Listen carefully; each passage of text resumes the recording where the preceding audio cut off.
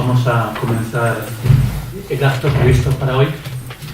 En primer lugar, yo intervengo en nombre como secretario de la Asociación para la Defensa de la Función Pública Aragonesa, que es la asociación que ha organizado este acto, y estoy en lugar del presidente, que por razones personales no ha podido acudir. Bueno, en primer lugar, y después de este saludo y explicación, agradeceros a todos vuestra presencia, agradecer sobre todo también al ponente, que ha hecho un esfuerzo especial por estar aquí. También hoy día estaba en un acto público en San Sebastián, con las víctimas del terrorismo, y bueno, le agradezco especialmente la generosidad que ha tenido en aceptar nuestra propuesta de anunciar la charla de hoy y sobre todo de no desplazarla por ninguna otra circunstancia sobrevenida, ¿no? Y luego también agradecer a la biblioteca que una vez más nos aloja para la realización de nuestros actos. Bueno, me gustaría hacer una breve presentación de lo que es esta asociación, de lo que son estas jornadas y finalmente presentación del ponente, que quien realmente nos va a plantear la sustancia del tema que hoy nos convoca. Bueno, la Asociación para la Defensa de la Función Pública es una asociación creada en el año 2007 por un conjunto de funcionarios de la Administración Autonómica que veíamos con preocupación distintas circunstancias, la banalización del incumplimiento de las normas y un poco el menoscabo de los valores de servicio público en el seno de la función pública, y nos unimos para intentar promover en el ámbito de las administraciones fundamentalmente tres principios: el principio de legalidad, el principio de profesionalidad y el principio de ética pública, en el conjunto de la actuación de los servidores públicos. Llevamos 10 años trabajando, con mayor o menor fortuna, nos hemos centrado en unos temas más que en otros y hemos fundamentalmente batallado por el respeto al derecho de acceso a la función pública de los ciudadanos en unos años en los que no ha habido oferta de empleo público o esta oferta ha sido mínima por circunstancias que todos conocemos, ¿no? Las famosas tasas de reposición. El año pasado celebramos en esta misma sala el 10º aniversario de nuestra asociación con la proyección de un documental sobre corrupción pública del organismo nocivo, cuya guionista hoy nos acompaña también, y tuvimos un debate en el que estuvieron nosotros también José Manuel Aspas, que también está aquí hoy con nosotros, que ha sido el abogado de la asociación que ha defendido todos nuestros pleitos ante los tribunales. Por tanto, particularmente agradecer a ambos su presencia también. Bueno, ¿cuál es la razón de ser de estas jornadas? Y voy a ser muy breve para no restar tiempo a la intervención de Martín Alonso. Nosotros hemos creído siempre en que la función pública tiene que estar abierta a la ciudadanía, al conjunto de la sociedad, en servidores públicos, porque me gusta utilizar esta expresión en vez de funcionarios, e incluso mucho más en lugar de empleados públicos. Me parece que es la definición exacta de las personas que se dedican al servicio público. Siempre hemos pensado que los servidores públicos tenemos que estar en contacto con la sociedad, tenemos que hacer oír nuestra voz también públicamente y tenemos que poner en valor la función pública, porque la función pública cumple una doble función. Desde nuestro punto de vista, es por una parte un garante en la medida en que pueda serlo del Estado de Derecho, es decir, del cumplimiento de la legalidad y por tanto de la igualdad de todos los ciudadanos ante la ley, y en segundo lugar es la responsable de la realización del Estado social, ya que la función pública, y aquí tenemos funcionarios de dichos ámbitos, son los que garantizan los derechos de prestación como la salud, la educación y tantos otros, ¿no? Que son servicios públicos atendidos fundamentalmente por empleados servidores públicos. Por lo tanto, nos parece importante que los funcionarios estén presentes ante la sociedad civil y actúen también como miembros de la sociedad civil en su relación ante las instituciones. Bueno, por lo tanto, esta es la razón de ser de estas jornadas, que titulemos Función Pública y Sociedad. y voy a explicar un poco el formato de estas jornadas que intentaremos realizar mensualmente, 2 sesiones antes de verano, y intentaremos proseguir tras la pausa estival. Esta primera sesión nos parecía importante abordarla desde conceptos nucleares de nuestro sistema político, como son la ética pública y la ciudadanía.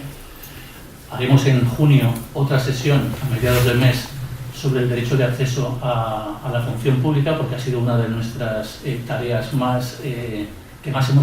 la que más energías y recursos hemos destinado, y además queremos presentar un proyecto de observatorio del derecho de acceso a la función pública que llevamos un tiempo ya madurando.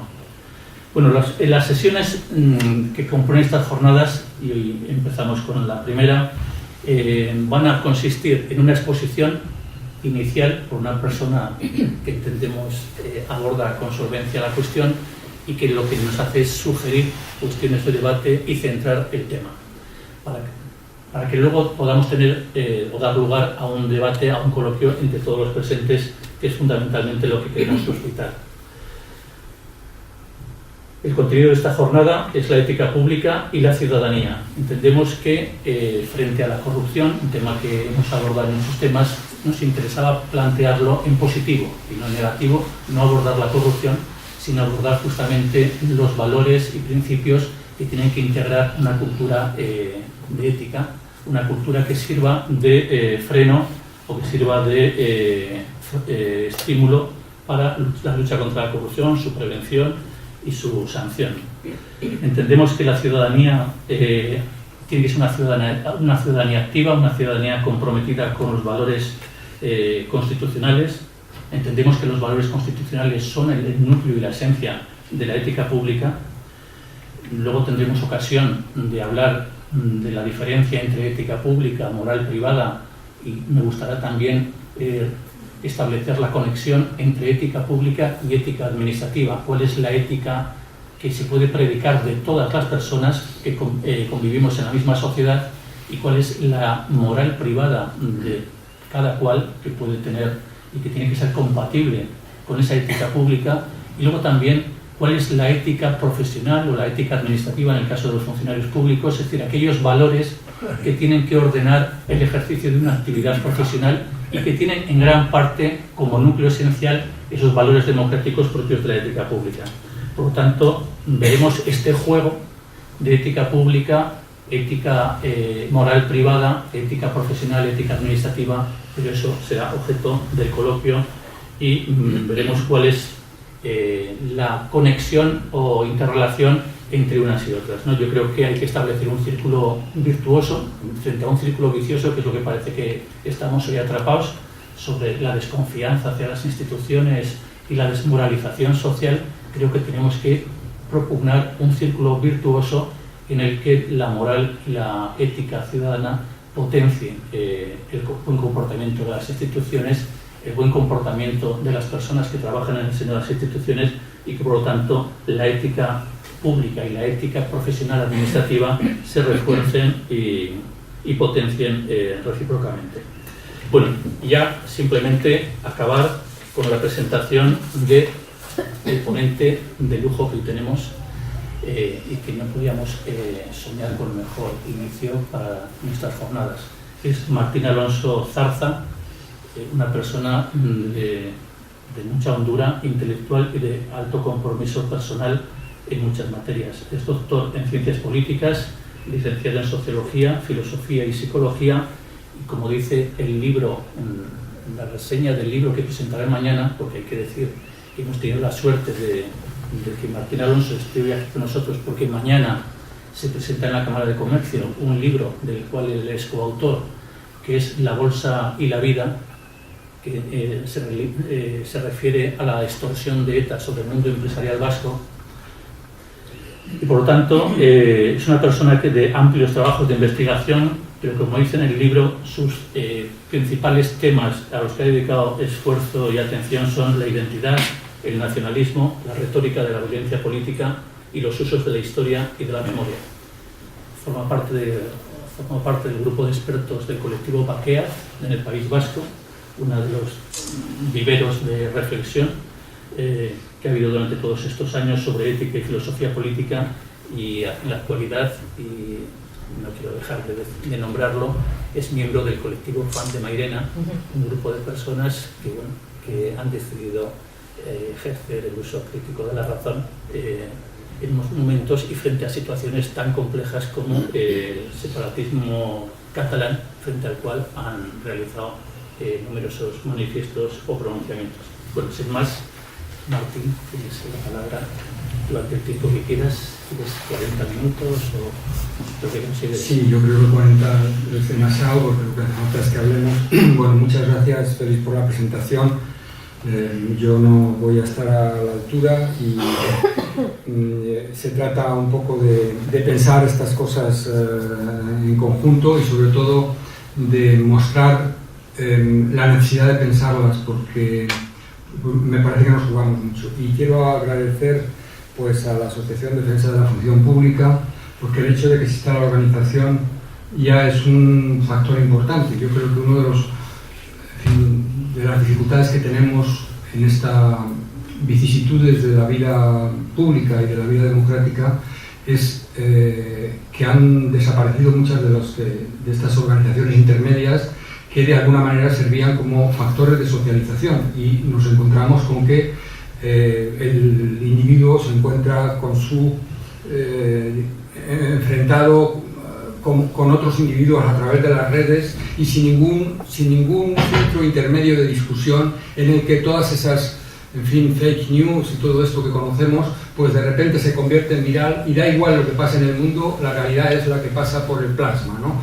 Yo creo que las organizaciones, y sobre todo organizaciones que tengan una intención como esta, ¿no? de crear conciencia de lo que es la función pública, pues realmente eso ya es suficiente para dar tiempo a lo que yo voy a comentar, ¿no? Bueno, me gusta empezar un poco con alguna cita para, digamos, poner la banda sonora, y voy a decirle solamente dos y breves, ¿no? Una es de Emile Durkheim, dice: no basta que haya reglas, es preciso además que sean justas, y para eso es necesario que las condiciones exteriores de la concurrencia sean iguales. En una palabra, nuestro primer deber actualmente es hacernos una moral. La segunda es de Manuel Villoria, responsable de Transparencia Internacional, que seguramente han oído hablar de él. La toma de decisiones políticas en nuestro país está absolutamente influenciada por los grandes grupos económicos, por los lobbies. Estos marcan la agenda económica en España en gran medida. Este es un poco el sonido en el que yo me voy a debatir y que lo ha señalado antes Félix, ¿no? Es decir, los intereses de los lobbies y de cualquier otro son intereses privados. La moral y la vida colectiva tiene que ver con el bien común, por eso la función pública tiene ese papel tan crucial. Por eso he señalado estas dos citas entre varias otras. Después de eso quería señalar unos puntos previos antes de, bueno, para decirles desde dónde les hablo, ¿no? En primer lugar, a mí me da un poco siempre de reparo hablar de ética, porque cuando uno habla de ética parece que, en fin, que uno tiene un aval detrás para hacerlo, ¿no? Es decir, que de alguna manera es una persona que está hecha de unos materiales que tienen una textura que no es la de los demás. Pues no es el caso. Yo creo que la mayor parte de las personas somos del montón para entendernos, y por eso también es tan fundamental la función pública, y por eso decimos que la democracia es un sistema de controles y equilibrios, y las personas necesitamos instituciones, necesitamos barreras, y un sistema institucional tiene que manejar esos elementos, el freno y el acelerador. Hay muy pocas personas que sean héroes en todas las condiciones. Los ciudadanos tenemos esas, yo creo, ¿no? Esto es que es un poco mi visión de la naturaleza humana, ¿no? Nos movemos dentro de una lógica situacional, y en principio elegimos lo que es más barato, ¿no? Es el principio de economía. Si a una persona le sale gratis llevarse un maletín con billetes en vez de trabajar no sé cuánto, pues si le sale gratis, pues lo hace, ¿no? Entonces, por eso, primero, casi todas las personas estamos hechos de eso que Kant llamaba el fuste torcido de la humanidad, ¿verdad? Entonces, por eso hace falta que alguien nos llame la atención y que nos diga: mira, aquí hay una barrera y y aquí hay una ley, ¿no? Así que no es porque yo tenga ninguna acreditación particular para hablar de ética. La segunda consideración es un poco sobre, a lo mejor, el tono que yo voy a utilizar. Los fenómenos que voy a describir tienen a veces tal envergadura que puede parecer lo que yo les cuente que sea algo, no sé cómo decir, necesario, como se dice, de populismo epistemológico, ¿no?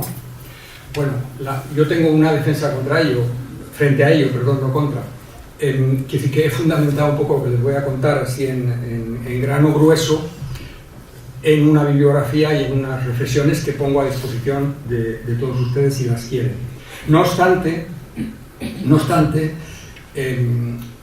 es muy difícil a veces no entrar en la caricatura cuando nos encontramos con escenarios como los que tenemos, es decir, cómo se puede hablar sin sarcasmo de un máster de una persona política, cómo se puede hablar sin sarcasmo de las peripecias de un presidente autonómico huido, cómo se puede hablar sin sarcasmo de 3 ministros que entonan a capella el novio de la muerte en una procesión, cómo se puede hablar sin sarcasmo de una comunidad o de una sociedad que condena, que acusa a personas que libra o que salva a náufragos en el mar, ¿no?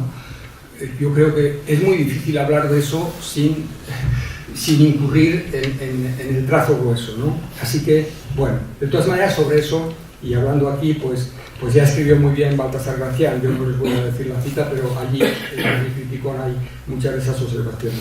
Y la tercera reflexión tiene un poco que ver con lo que comentaba antes Félix y mi primera observación. La ética pública no vive en un universo, ¿cómo decir?, no gravitacional, no está en un espacio vacío, sino que tiene que responder a lo que son las coordenadas del momento. Entonces la ética pública ahora no tiene que responder, no tiene que hacer frente, no tiene que buscar respuestas o las mismas respuestas que buscaba hace 20 años o hace 30 años. Entonces, para ver cuáles son esas respuestas, tenemos que hacer un buen diagnóstico de cuáles son las circunstancias que hoy acompañan a la vida pública, ¿no? Aunque aparentemente pues, pudiera sugerir esto el estar demasiado lejos de lo que es la ética pública y la ciudadanía, pero la ética pública es precisamente un compromiso con la acción, y la práctica no puede desenvolverse sin tener en cuenta el juego de intereses, de fuerzas, de presiones, de sensibilidades que nos rodean. Así que eso es previo. De todas maneras, y para alegrarles un poco, porque ya veo así un poco como también final de este telón de fondo, no sé si llegan a ver esta viñeta de Forges del 18 de febrero, es decir, algunas de las últimas suyas, pone Estado Social de Derecho y el rótulo de abajo dice vista pintoresca. Yo les voy a hablar de lo que hay de pintoresco y después cómo la función pública y la ética tienen que responder a ello. Y también, ya que cito así en breve a Forges, pues quería señalar también un título de una persona que también nos ha dejado hace poco, Todorov, el libro Los enemigos íntimos de la democracia, donde pues él trata muchas de las cosas de las que yo voy a tratar aquí. Bueno, voy a organizar un poco mi exposición en 3 partes. La primera, que es necesaria, es bueno, ¿por qué hay que hablar de ética? La segunda, hacer un diagnóstico de cuáles, digamos, son los males o los enemigos o aquellos ataques a los que tenemos que hacer frente hoy desde esta posición de una defensa del Estado social y de derecho y del estatus de la ciudadanía. Y la última, unas consideraciones para dar contenido a esas respuestas precisamente desde la ética, desde la función pública. Bueno, ¿por qué es necesario hoy hablar de ética pública? Bueno, podríamos tener la charla hoy solo a partir de una anécdota, ¿no? Aquello de las anécdotas que son categoría, que decía Ortega, ¿no? Las anécdotas ilustran. El caso Cifuentes nos daría para llenar esta y otras, pero no solo, es decir, lo llamativo del caso Cifuentes no es precisamente lo acentuado de los rasgos de una situación particular, es lo que expresa de un contexto estructural en el que eso se produce. El caso Cifuentes no es una excepción, El caso Cifuentes funciona dentro de un ecosistema que permite formas de corrupción, de fraude, muy extendidas, no vamos a decir generalizadas, pero muy extendidas. Hoy es el día de la fiesta de la Comunidad de Madrid, donde no pueden asistir ninguno de los últimos 4 presidentes. Ya es eso materia de reflexión, ¿no? Bueno, pero yo les decía que lo que iba a comentarles tiene que ver con la ética. ¿Recuerdan lo que pasó cuando apareció la primera noticia sobre el máster? Pues el ministro de Educación dijo, es un tema que no tiene nada que ver con la política, está residenciado en el ámbito universitario. Es decir, yo creo que no hace falta extenderme en eso, ¿no? En la gravedad de que un ministro de Educación que ha suprimido educación para la ciudadanía de las aulas diga que es absolutamente irrelevante para la política que una persona haya hecho lo que haya hecho esta persona con ella y con la institución que ha puesto en juego, la universidad. Bueno, pero la cosa no terminó aquí, porque el presidente del PP de León, Juan Martínez Majo, no me interesa aquí hablar del PP como PP, los utilizo como anécdota para hablar de otras cosas. Bueno, pues cuando le preguntan a este hombre, dice que no debería, si no debería afectar esto a su gestión, él contesta, vale, no tiene máster, ¿y cuál es el problema? No tiene máster, ¿y cuál es el problema? O sea, la incapacidad de ver que una persona así no... Perdón, la desvergüenza. Gracias, gracias. Ha insistido más veces en ello. Bueno, y luego, por estos elementos de la anécdota, ¿no? El que es ahora, el que ha sucedido a Cifuentes hace 3 meses, dijo una de las peores formas de corrupción es la mentira. Y pedía la dimisión de alguien porque había mentido. Hace 18 meses, la propia Cristina Cifuentes implantó un código ético basado en los valores de transparencia, ejemplaridad, objetividad y austeridad, con carácter vinculante. Y hace 6 días, el mismo presidente que les he dicho, Ángel Garrido, afirmó que su antecesora, que entonces, antes de dimitir, era presidenta, entre comillas, no ha incumplido ninguno de los puntos del código ético. Es decir, que es una persona que ha ejercido un papel impecable, ¿no? Pero vamos más lejos. Yo decía que si vamos tirando de los ricos, ¿quién ha sido el responsable de darle este título a esta mujer? Un departamento de Derecho Político. De Derecho Político. Bueno, pues dejamos ahí el comentario, ¿no? Y una tercera observación, también con relación a este asunto de la ética. Cuando apareció esto, han aparecido algunos reportajes sobre empresas y particulares que ofrecen trabajos hechos ya en la red, o sea, que ofrecen trabajos fin de grado, trabajos fin de máster, me imagino que las tesis doctorales o cosas por el estilo. Es decir, bueno, pues una de las personas que se dedicaba a esto, Tomás Ángel, se ve que no sé si tenía las cosas muy claras, digamos, en cuanto a su conciencia. Miren lo que dice. Hay gente a la que no le parece ético el de vender y comprar títulos, ¿no? Pero hoy en día la ética nos la saltamos todo el tiempo. Este señor, que tiene una empresa o una organización en la que hace esto, que desde luego tiene sus credenciales universitarias, la ética nos las han dado todo el tiempo y no le produce esto ningún sarpullido ni ninguna reacción particular, ¿no? Bueno, pues yo creo que esto sí que ilustra que tenemos un déficit conceptual profundo si socialmente no estamos en condiciones de calibrar cuál es el daño que estas percepciones producen, ¿no? Bueno, hace 20 años, por ejemplo, Enrique Gil Calvo escribía "La ciudadanía regresa al primer plano". Pues yo creo que hoy precisamente la ciudadanía y los conceptos que van relacionados con ella, ¿no? Los derechos humanos, la solidaridad, el Estado social, pues todo eso, el bien común, han desaparecido del vocabulario. Si nos hiciéramos un registro de cuál es la frecuencia de las palabras, pues eso nos daría, yo creo, una pista de por dónde estamos, ¿no? Yo creo que hace falta hablar de ética, y entonces yo ahora ya termino un poco esta justificación que les decía para explicar por qué es necesario, por qué son necesarias jornadas como esta y que debatamos estos asuntos. Y ahora pues voy a señalar lo que yo creo, no querría alargarme mucho, lo que yo creo que son los factores fundamentales que afectan ahora a nuestra, digamos, a la calidad de nuestra vida colectiva. Casi los voy a dar en titulares, porque al daros en titulares tienen que ser muy caricatura. La posverdad. ¿Qué tiene que ver eso de la posverdad con la ética y la ciudadanía? Bueno, pues varias cosas, ¿no?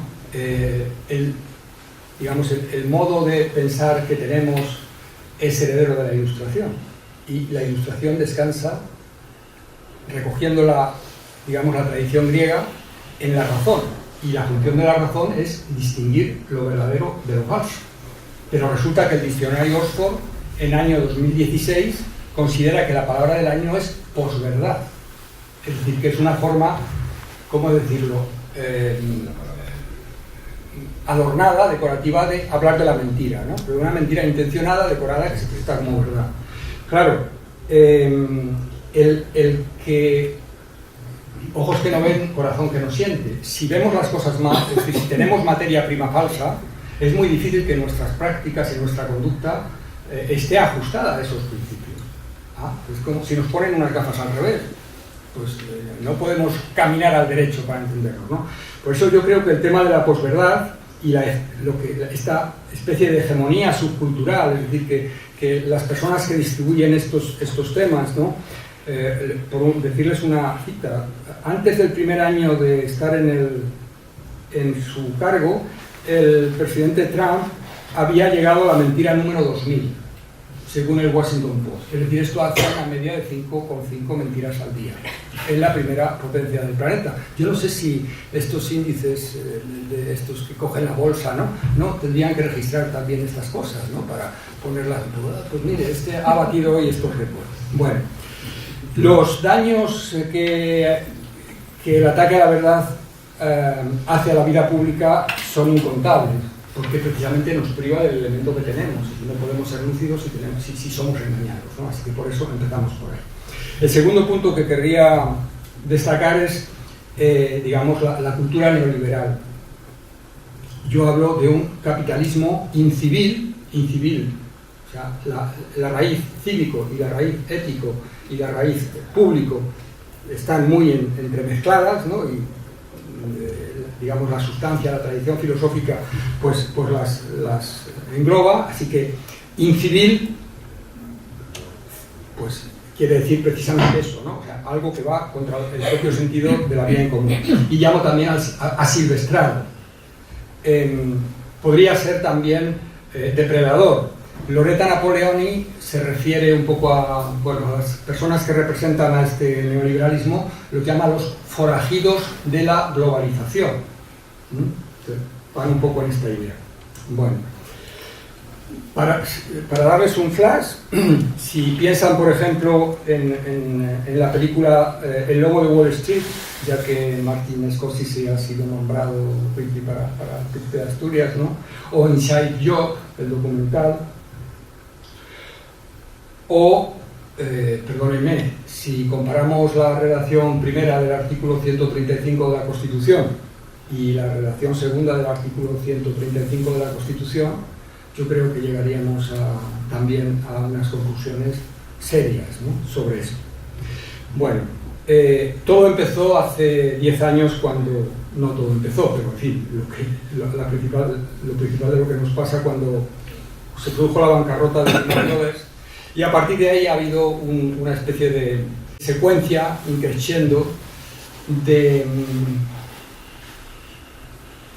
eliminación, se han llamado reformas estructurales, otros eufemismos, de derechos sociales, de derechos democráticos también, ley de seguridad ciudadana, cosas por el estilo, que se han cargado de una manera u otra en la puerta de la crisis, ¿no? En la puerta de la crisis financiera. Pero no tiene nada que ver, es decir, lo que tiene que ver es que este marco neoliberal del que les hablo, pues ha establecido la prioridad de un principio que es antitético con la lógica precisamente social y ciudadana, que es la lógica de la igualdad, ¿no? La igualdad es un principio básico y está afirmado en todos los tratados constitucionales. Sin igualdad no podemos tener, o no podemos decir que somos propiamente ciudadanos y tenemos acceso a ese tipo de prestaciones y provisiones que nos ofrece pues, un marco institucional de derecho, ¿no? Esta desigualdad pues se ha enmascarado de esas maneras, ustedes lo conocen, ¿no? La meritocracia, la flexibilidad, cómo se han ido ajustando pues, la reforma laboral, la propia influencia sobre los medios, cosas por el estilo, ¿no? En todo caso, el fallo de la meritocracia, es decir, la explicación de que la idea de que todos tenemos una igualdad de oportunidades de partida, si esto lo rompemos, es una enmienda a la totalidad al concepto de Estado de Derecho, que supone la igualdad de los que participan en él. Entonces, el fallo de la meritocracia es muy grave, y es muy grave también, yo creo, en términos biográficos. No sé, cuando yo estudiaba, la idea de que el esfuerzo y el estudio te iban a garantizar un futuro, y esa era la legitimación, ¿no? Y eso ha sido también un discurso que ha sido compartido ampliamente cuando el capitalismo tenía un rostro más humano y la socialdemocracia. Pero, ¿qué significa, por ejemplo, cuando alguien puede saltarse un máster sin ir a clase?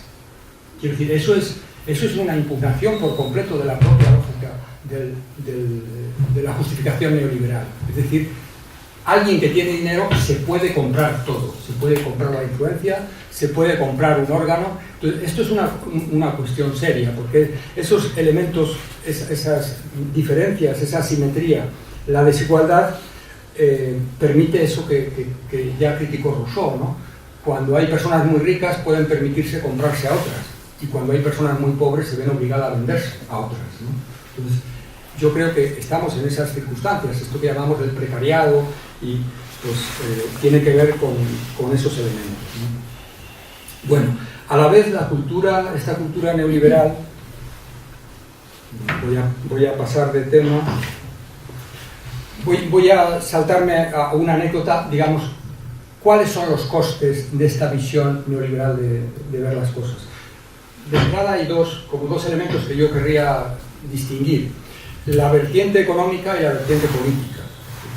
La vertiente económica es, digamos, la manera de gestionar las cuestiones de las finanzas, que ya es de por sí el hecho de que el keynesianismo haya sido sustituido por la escuela austríaca y cosas por el estilo, la lógica del beneficio, tiene su peso. Pero luego hay otra dimensión que es más grave para lo que hablamos aquí, que yo llamo ultraliberalismo. ¿En qué consiste el ultraliberalismo? En la captura del Estado. Es decir, los poderes económicos son tan poderosos que pueden comprarse el Estado. Es decir, que de hecho son ellos los que dirigen en los aspectos importantes la vida pública. Es la cita que les leía antes de Villoria, ¿no? Y los costes de esto, para caer en la función pública, estoy un poco preocupado por no darles demasiado a la matraca, ¿no? Así que no tengan reparo en silbarme si... Voy a leerles un testimonio de un funcionario, porque pensamos a veces que esto es discusiones para economistas o para filósofos, pero no. Félix ha dicho antes, los funcionarios son los ocupados también de los que se ocupan de la prestación de servicios, pero se ocupan también del trato personal, es decir, de cuál es digamos, el ambiente laboral en que desempeña su función. Y les voy a leer esto porque también de aquí sacaríamos lo que es necesario para el resto. Un testimonio de un servidor público. Tengo tanto miedo a acudir diariamente a mi trabajo de defensa de la legalidad que estoy enfermo por ello. Paso miedo por las ilegalidades generalizadas existentes en mi actual ayuntamiento, similares a las existentes en otros en los que he trabajado. Paso miedo porque tales ilegalidades responden a las presiones de tramas organizadas desde fuera y desde dentro del ayuntamiento que responden con agresividad frente a los que defendemos la legalidad. Paso miedo frente al gobierno municipal porque, independientemente de su signo político, responde a las presiones de tales tramas que normalmente suponen utilización ilegal de fondos públicos.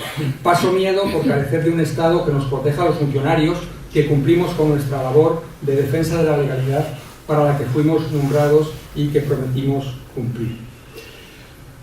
Bueno, es un funcionario que está de baja por las presiones que tiene por ejercer su función.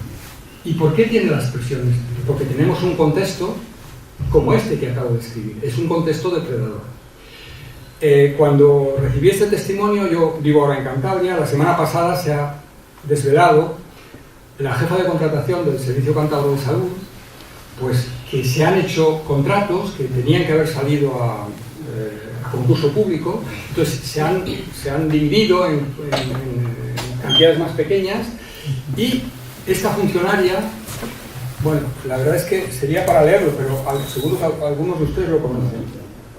Dice, explica, su despacho está ocupado por asesores externos que realizan reuniones con todo tipo de empresas que después son la base de las propuestas contractuales y que intervienen en las evaluaciones de las ofertas. Es decir, en el mismo corazón de la función pública hay un asesor externo que está colocado en relación con una empresa que analiza cuáles son las características de lo que hay que hacer, presenta la oferta y luego la evalúa. Claro, cuando yo hablaba antes de la captura del Estado, aquí ya lo vemos, ¿no? Es decir, lo que llama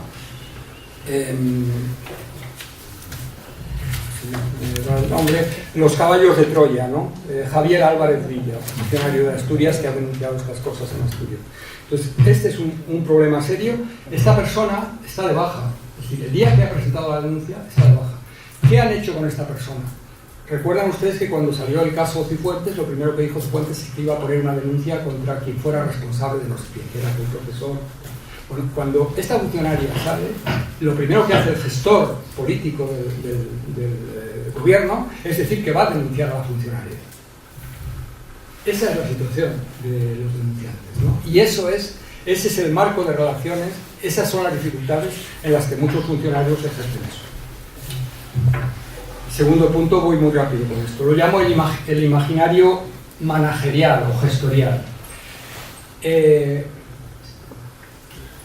Hasta en los servicios públicos, pero en lenguaje corriente, hemos interiorizado esta manera de ver el mundo en fin, a medio camino entre Silicon Valley y los MBA, ¿no? Recuerdan ustedes el caso Zuckerberg y Cambridge Analytica. Uno de los directivos de Cambridge Analytica dice, ¿cuál es el objeto de esta empresa?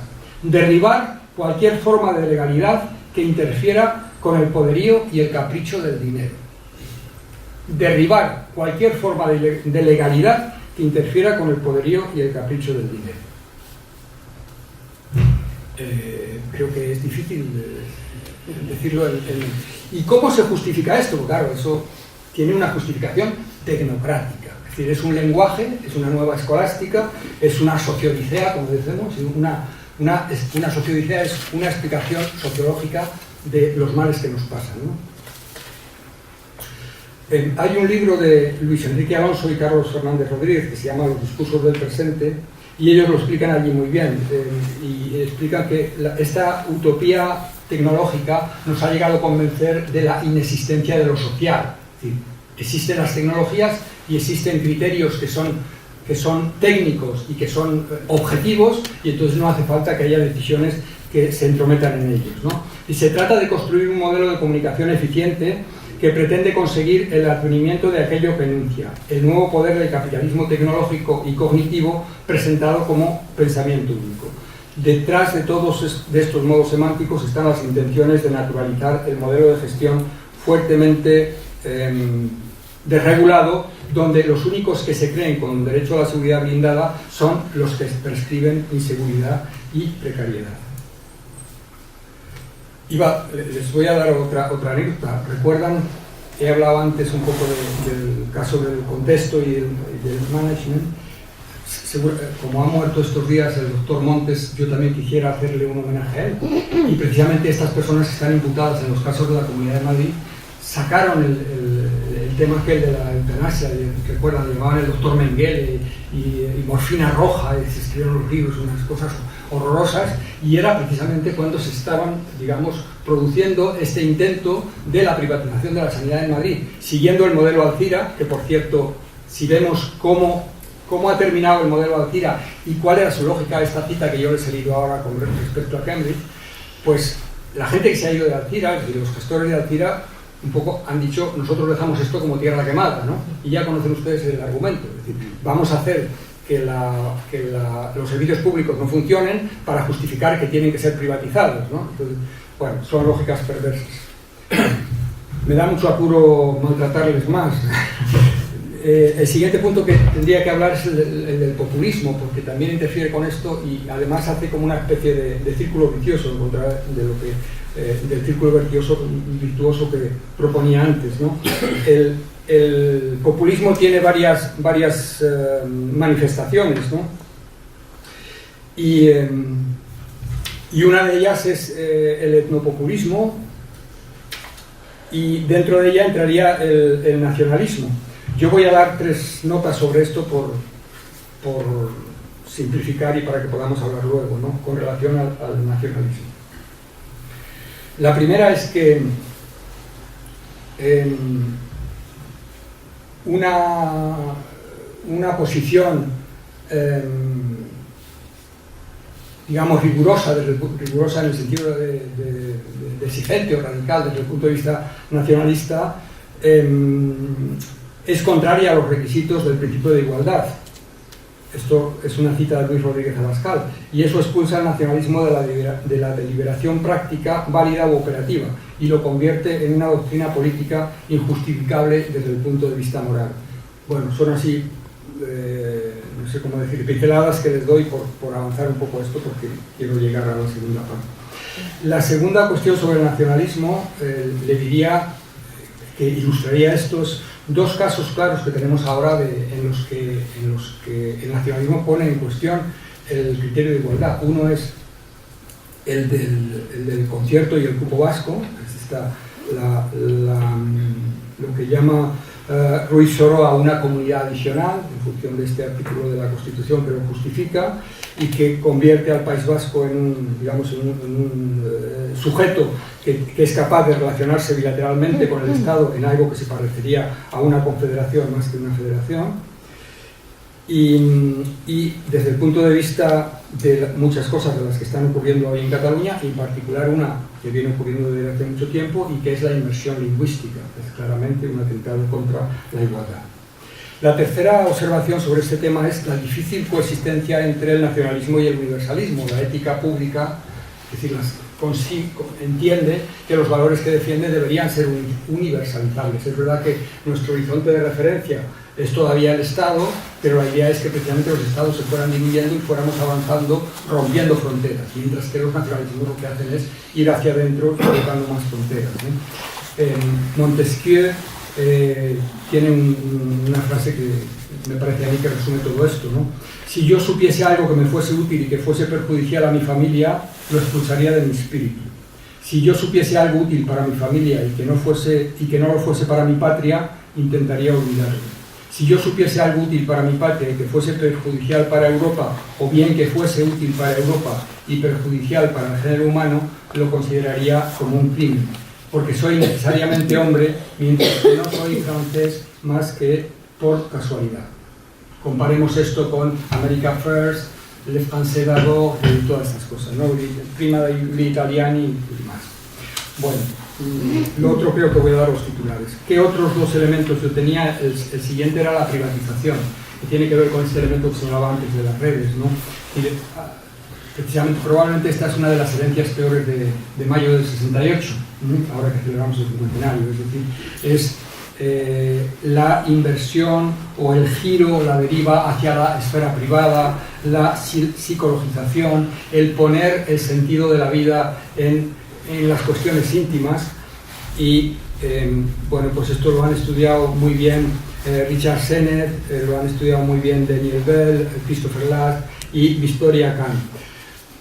¿Qué tengo que decir de esto? Naturalmente debe haber un espacio para la vida privada, pero cuando los intereses privados se imponen a los públicos, entonces, lo que he dicho antes de las incongruencias de las morales, entonces entramos en una situación muy complicada también desde el punto de vista personal. Recuerden que los griegos llamaban idiotas a los que solo se dedicaban a los intereses privados, ¿no? Pero sobre todo es muy difícil mantener, digamos, el esquema de convivencia que se diseñó básicamente después de la Segunda Guerra Mundial desde estos supuestos. El papel de las redes sociales para confortar esta especie de individualismo, de muchedumbres aisladas, ¿no? Que estamos ahí conectándonos, pues también ha reforzado estos elementos, ¿no? Para lo bueno y para lo malo, es decir, que las redes son las que han permitido pues, relaciones sociales muy valiosas, pero recordemos un poco este fenómeno del mantero de lavapiés, ¿no? Que se hizo ahí una cosa viral con algo que luego no tenía sentido. Sánchez Ferlosio dice, la lente de una mentalidad privatizada ha invertido la imagen misma del fenómeno, pues la verdad social es que la vida pública es el agredido y la vida privada el agresor. Lo peor de todo esto es que hay una coalición de todos estos factores perversos. Voy a poner solo un ejemplo de cómo confluyen el fundamentalismo del mercado y el fundamentalismo privado. Fíjese lo que estamos hablando ahora de la emergencia de los populismos. ¿Qué ha pasado? ¿Qué consecuencias ha tenido la crisis? Ha erosionado lo que ya había de, digamos, de izquierda, de pensamiento progresista, de implicaciones colectivas y cívicas. La democracia se ha deslegitimado porque ha dejado de prestar a los ciudadanos esos servicios que antes hacía, ¿no? Pues la gente desatendida, los precarios, la dependencia, etc. Bueno, en ese desistimiento, ¿qué ha ocurrido? Pues vienen los magos, los líderes carismáticos que prometen la salvación barata, ¿no? Entonces, desde la Liga Norte hasta Trump, pasando por, digamos, ¿qué ha sido el Brexit? Cuando decimos, no, es que aquí en España esto, porque somos una democracia joven y todavía no tenemos... Bueno, ¿y en Inglaterra el Reino Unido es una democracia joven? ¿Cómo explicamos que en año y medio haya podido ocurrir lo que ha ocurrido en el Reino Unido? Pues esta confluencia de factores, ¿no? Recuerden, el eslogan es el mismo, Europa nos roba, España nos roba ladrona, siempre estos mismos esquemas. No, tendría que decirles más cosas de cómo confluye esto y a la vez, bueno, a lo mejor tengo que terminar ya. No. A lo mejor una anécdota, porque mire, ahora algo, o sea, cómo se externalizan de esta confluencia entre los intereses, digamos, del capital asilvestrado y de estos populistas que también niegan el Estado de Derecho porque quieren una representación directa, no rechazan la democracia representativa. Bueno, un caso donde hay estos dos ejemplos. Usted recuerda la decisión del gobierno de España de decidir detener a Falciani, ¿no? Falciani es una persona que estaba haciendo un enorme servicio a la justicia porque estaba desvelando toda la evasión fiscal. Es decir, debería haber sido un benefactor protegido. ¿Por qué ha sido detenido Falciani? Porque había que utilizarle como pieza de cambio contra Ana Gabriel y Marta Rovira, que están en Suiza. Por cierto, los anticapitalistas que han ido a un sitio tan socialista como es Suiza, pero bueno, ese no es el tema de aquí, ¿no? Entonces, ¿ven ustedes estas lógicas perversas? Quiero decir, ¿qué coste tiene para el Estado esto? Es decir, el gobierno de España se ha visto obligado, porque le forzaban la mano, digamos, el nacionalismo catalán, a regalarles a los bancos suizos esta víctima propiciatoria. Podría ponerles más ejemplos de este estilo de cosas. Se habla también de tecnopopulismo para mostrar estos elementos y vamos a un poco a lo de la función pública. Ya me notan que estoy incómodo porque veo que estoy consumiendo el tiempo y además me estoy atropellando yo. Sí. Bueno, me podéis llamar la atención esta, ¿no? Vamos bien. Les decía yo al principio que el tema de la posverdad es muy grave, porque lo primero que necesitamos es la lucidez para identificar los daños. Yo creo que hay muchas personas que son conscientes de que las cosas van mal desde muchos puntos de vista, pero probablemente no somos tan conscientes de hasta dónde este daño, esta degradación, esta regresión, en los dos sentidos de regresión, es sistémica. Es sistémica porque vivimos en un mundo globalizado, es decir, es sistémica porque es planetaria y es sistémica también porque abarca, digamos, a todos los estratos de la vida colectiva. Por eso voy a leerles algunas apreciaciones de personas. John Gray, profesor de Ciencia Política de Oxford. Mientras el progreso científico y tecnológico es imparable, en términos de ética, de política, de civilización, lo que se ha ganado a lo largo de generaciones puede perderse en un instante. Pierre Saint-Ballon, filósofo en Le Monde. Estamos viviendo un vuelco democrático, tanto en Francia como a escala mundial, que se expresa en el incremento de la cultura populista y por el hundimiento de la democracia. Sami Naïm, vuelve la peste, vuelve. O sea, los recuerdos de hace 100 años, ¿no? Hoy vivimos desagregaciones sociales provocadas por una globalización sin reglas, incompetencia e impotencia de las élites políticas, crisis de referencias morales y angustia ante el futuro. Bueno, yo creo que ese diagnóstico está claro y yo creo que una de las maneras más, digamos, uno de los síntomas que mejor expresan esto es cómo Europa hemos renunciado, no solo hemos renunciado, es una palabra más fuerte, el derecho de asilo. ¿Qué hemos hecho con el derecho de asilo? El derecho de asilo es el principal resultado de la experiencia de Auschwitz, ¿no? De lo que pasó con los judíos. Entonces, ahora de repente el derecho de asilo estamos pagando a gente en Libia para no dejarlos venir y a la gente que les salva les detenemos, ¿no? Yo creo que esto es una cosa muy grave de esta degradación. ¿Por qué? Porque la democracia y la ética, el Estado de Derecho se sustenta en la razón moral, y la razón moral es la vida buena, y no puede ser que alguien que salva vidas pueda ser declarado delincuente o criminal o juzgado. A mí eso me parece muy grave, ¿no? La idea del bien común es el bien común, ¿verdad? Y la idea de la igualdad de dignidad de las personas. Bueno, el bien común y las virtudes públicas. Ya cuando les hablaba antes un poco de esto de la privatización, todo, o sea, el esquema de la ciudadanía, lo que es el armazón institucional y el lenguaje de la ciudadanía, descansa en el supuesto del bien común y en la subordinación de todos los bienes privados al bien común. Pero ¿qué pasa con el bien común? Ni siquiera lo tenemos en nuestro vocabulario, es decir, esta doctrina social que estudiaba y tal, ha desaparecido la idea del bien común. No solo ha desaparecido, sino que ha sido usurpada. Es decir, ustedes pueden ver organismos que se llaman no sé qué de gestión pública, y son organismos privados. Es decir, la idea de lo público ha sido cooptada, de la misma manera que después del negocio y de la burbuja con el ladrillo, se quiere hacer negocio con los servicios sociales, ¿no? Con la sanidad, con el agua, con las basuras, pues esto nos pasa también con este elemento. Es decir, este fenómeno de haber dejado atrás, de olvidar el bien común, que es el horizonte normativo de nuestra vida pública, me parece a mí una cosa gravísima, ¿no? Y por eso, porque es gravísima también, es decir, claro, a fuerza de escucharlo nos vamos acostumbrando. Bueno, como ayer fue la manifestación del 1 de mayo, pues lo hemos oído varias veces, ¿no? Pero ¿cuántas veces no se nos dice que España va bien y que los datos macroeconómicos, en fin, no dejan de crecer desde hace no sé cuántos años? ¿Cómo se puede, desde una perspectiva del bien común, decir que no dejan de crecer y que aumentan las desigualdades la persona que no tiene asistencia, las personas que no tienen dependencia? O sea, ¿cómo puede producirse a la vez, cómo puede decirse sin rubor que están mejorando las cosas y que hay más pobres y más desatendidos y un Estado cada vez más débil, a la vez que tenemos esa deuda, que ya sabemos que es una espada de Damocles, ¿no?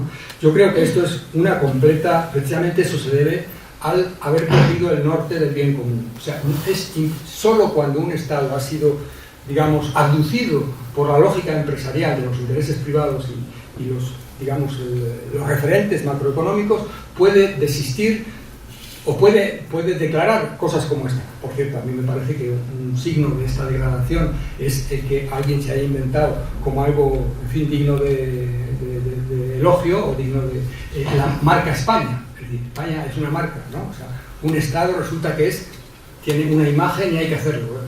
No es degradante esto. Bueno, sobre la función pública. Bien, la función pública es el pilar del buen gobierno. Es el valladar del Estado de Derecho. Por eso está en el punto de mira de estos ultraliberales. Es decir, ahora mismo la función pública es lo que está conteniendo este ataque de los tiburones de la finanza. Por varias razones. Una, porque obviamente la desregulación, o sea, lo que quieren es campo libre, en la medida que la función pública establece hasta formalmente, ¿no?, cuál es el procedimiento administrativo, cuáles son los requisitos para hacer tal y cual cosa, ¿no?, cuáles son las normas que, bueno, todos esos protocolos, precisamente este imaginario managerial que yo les digo, pues obviamente le molesta, ¿no? ¿Y qué es lo que pone en su lugar? Es decir, en vez de estos elementos sustantivos que los que constituyen el alma de la función pública, una especie de, ¿cómo decirlo?, de justificación instrumental, ¿ah? La tecnoburocracia. Informatizamos, tenemos que informatizar, así que tenemos todas las tecnologías, ese es nuestro horizonte de, digamos, ¿cómo se dice?, de renovación o de modernización de la función pública. Por cierto, yo les decía que con la anécdota de Cifuentes podíamos resolverlo todo. les he dicho, el Departamento de Derecho Público, cuyo director, que es bueno, ya conocen los detalles, ¿no? Tenía una academia privada donde además daba estos títulos. Bueno, ustedes saben, han oído hablar de la NECA, los de ustedes que están en la carrera docente saben que la NECA es una cosa que pone mucha presión a los profesores porque hay que justificar los créditos. La NECA tiene hasta 8 programas de evaluación. 8 programas de evaluación de la NECA no han podido detectar que este Departamento de Derecho Público estaba haciendo este conjunto de cosas desde hace tiempo. ¿Por qué no lo han podido hacer? Porque su lógica es managerial. Es decir, porque están buscando productividad y entonces lo que están valorando es que usted haya publicado en 7 revistas de impacto. Entonces son completamente criterios de productividad económica que han colonizado el lenguaje de la administración pública. El daño que esto hace no tiene, a mí me parece, ¿no? Es muy difícil de exagerar. Bueno, hablamos otras cosas que conocemos también como daños que en la función pública, las puertas giratorias, el nepotismo, la patrimonialización, las redes clientelares, etc. A mí me produce particular escalofrío aquella anécdota, recuerden ustedes, cuando la abogada del Estado, en el caso NOS, dijo que aquello de que Hacienda somos todos es un eslogan publicitario, ¿verdad? Bueno, frente a eso, ¿qué hay? Pues hay profesionales que creen que tienen esta ética y que son conscientes de cuál es su función, y ustedes lo vieron en el documental de la corrupción, y yo quiero también dedicarles un homenaje a ellos y a quienes lo hicieron, y precisamente por eso, porque la corrupción tiene este poder tan destructivo, que finalmente es el poder del dinero, comprar voluntades, pues la función pública debe de estar amparada. Es decir, lo que hubiera tenido que hacer cualquier Estado, en fin, razonable, ante este embate de las fuerzas neoliberales, es armar la función pública, no desarmarla. No solo desarmarla cuantitativamente porque no hay reposición, sino cualitativamente también, porque está amordazada desde muchos puntos de vista. Claro, si a uno le colocan un asesor externo como este que yo les he comentado antes, del Servicio Cántabro de Salud, claro, este asesor externo no ha caído allí por nadie, ha caído porque lo ha traído tal director general de tal sitio. Es decir, yo, un funcionario de a pie, que me colocan un señor que sé que lo ha colocado aquel al dedo, yo puedo ejercer verdaderamente. Esta es la captura, estos son los problemas, ¿no? Y esta es, pues, la cuestión pendiente. Por eso, todas las medidas que tengamos para constituir una oficina anticorrupción, la atención y la asistencia a los denunciantes, lo contrario de lo que se hace ahora. La Unión Europea va a hacer algunas cosas de estas, pero de todas maneras vamos con viento en contra porque esta no es una prioridad. No sé si han visto, el Fondo Monetario Internacional ha decidido que iba a introducir en sus informes el tema de la corrupción, pero solo cuando solo cuando comporte riesgo macroeconómico. Es decir, si caen 3 países, si se mueren 1 millón de personas, ¿tal? Por cierto, tenía una anécdota también que contarles. Lo decía alguien en las Islas Canarias, tenían un superávit de no sé cuántos miles y un montón de personas dependientes no atendidas. Tenían que tener superávit por la disposición del famoso artículo este. Entonces, hay ese dinero en el banco que no sirve para nada y hay personas desatendidas en la calle. Y eso es ortodoxia política y ortodoxia social, ¿no? Así que, bueno, una responsabilidad, y debe de eso por tener una protección, porque es el que asegura, digamos, un poco la consistencia de la virtud cívica. Por eso, de ninguna manera un servidor público puede entenderse como un trabajador por cuenta ajena, sino que es portador de una deontología que tiene que ver con esto que comentaba antes Félix, una ética administrativa que responda a la responsabilidad y a la protección que debe tener por el lugar que ocupa, ¿no? Y que difícilmente, yo creo, es percibida, entre otras cosas porque una de las razones que los populistas, dentro del populismo hay una tendencia que es antiintelectual, es que como los empleados públicos somos personas que tenemos un buen salario y todavía condiciones laborales, entonces pertenecemos a la élite y entonces somos la casta. Entonces vamos a ir contra los empleados públicos porque ellos son también unos aprovechados, ¿no? En estas posverdades, pues estas cuestiones entran, ¿no? Así que hay que fortalecer la función pública desde fuera y desde dentro. también desde dentro, porque obviamente sabemos que hay funcionarios corruptos. Quiero decir, todo este proceso y las anécdotas que yo les he contado no hubieran sido posibles sin la colaboración de alguien que está allí. Pero por eso yo insisto mucho en lo de la lógica situacional. Si saliera más caro a las personas corromperse que denunciar, las personas denunciarían antes que corromperse. De momento, denunciar sale muchísimo más caro que corromperse, ¿no? Pues por eso ahí tenemos que intervenir. Y bueno, yo creo que ya voy a terminar. Lo que nos corresponde hoy un poco es eso, fortalecer estas virtudes cívicas que no corresponden solo, digamos, a las instituciones, sino que son un ejercicio ciudadano. Es sorprendente, no sé, casi como una anécdota, ¿no? O sea, la gente que roba, o sea, que desvía fondos públicos a fondos privados, ¿por qué no se le ocurre hacerlo al revés? Es decir, la distancia es la misma, ¿no? ¿Por qué tenemos esa mentalidad de que, no? Pues yo creo que esa idea de compromiso con lo público y la defensa del Estado y la defensa de lo que es común, pues es una cosa que nos corresponde, pero va muy, o sea, nuestra manera de verlo, nuestra cultura individualista, pues muy asentada, tiene esas cosas difíciles.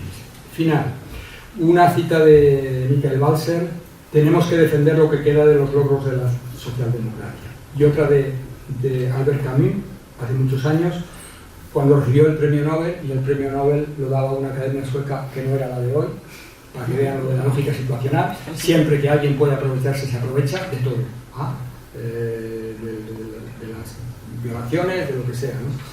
Sin duda, cada generación se cree abocada a rehacer el mundo. La mía sabe, sin embargo, que no lo va a rehacer, pero su tarea, es acaso mayor, consiste en impedir que el mundo se deshaga. Bueno, quería decirles que mi intervención, un poco más larga de la cuenta, quería ser también un homenaje a los servidores públicos. Una tarea que hoy puede ser heroica. Mi, en fin, tímida, humilde, pobre, atropellada con intervención para expresar mi gratitud a ellos, a los que mantienen, digamos, la bandera de la integridad. Por ejemplo, pues las personas que, como les he dicho, colaboraron con la corrupción organismo nocivo, o, como les he citado antes, el doctor Jesús Montes, o tantos otros. Así que gracias por eso a la Asociación de Defensa de la Función Pública, y gracias a ustedes por aguantar este chubasco así tan pacientemente.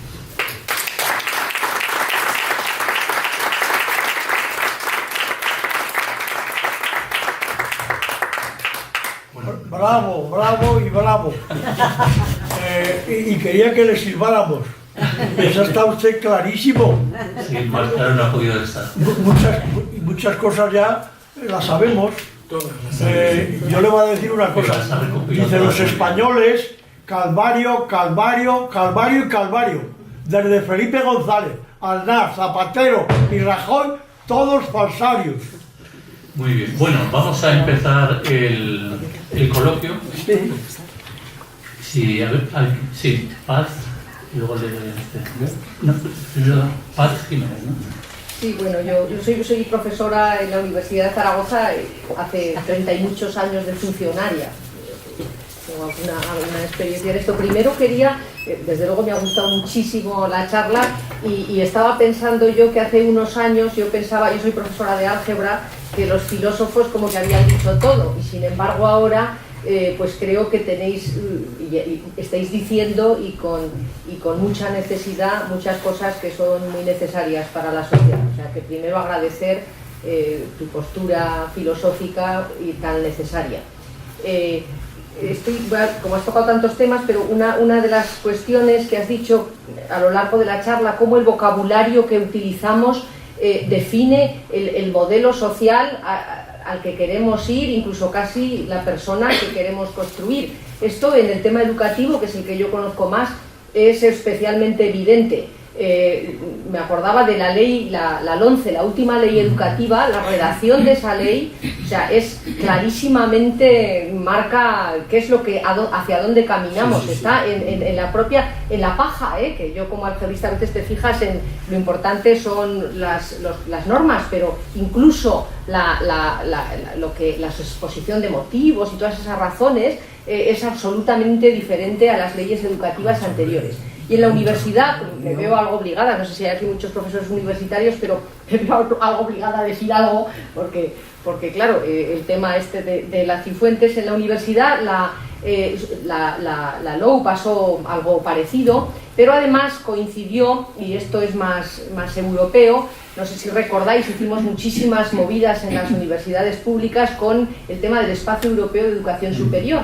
El Espacio Europeo de Educación Superior es una norma vacía, quiero decir que como precepto normativo no tiene prácticamente nada cada país, pero sí era como mucha paja que envolvía, que hacía pues un modelo de sociedad pues un poco diferente en este contexto que estamos diciendo, hacia un modelo social pues distinto. Las universidades eran pues la función del título para el trabajo, para la competencia, para todo eso, pasaba a ser importante ante un modelo de universidad pues más universal, de conocimiento, y que en principio está alejado de la profesionalización, que eso es otro tema. En fin, todo esto, el modelo de educación superior, que ya digo como era paja, luego en cada país se concretó en unas normas concretas, en el nuestro, en la LOU, pues puso a las universidades públicas, a las universidades europeas, en un camino un poco diferente. Afortunadamente las universidades son algo lentas y entonces pues las universidades pues van a su marcha, y en fin, el quehacer de las universidades pues es muy diferente del de dar títulos, afortunadamente, y es hacemos otras funciones que desgraciadamente tampoco se conocen mucho socialmente, pero y luego has mencionado al principio de tu charla, ¿verdad?, la honestidad del funcionario. Eso pues efectivamente en la universidad también yo creo que pasa a todos los funcionarios. Las personas pues no somos perfectos y necesitamos, es fundamental unas normas que conduzcan al objetivo que queremos, unas normas que se cumplan y que sean encaminadas a lo que se quiere.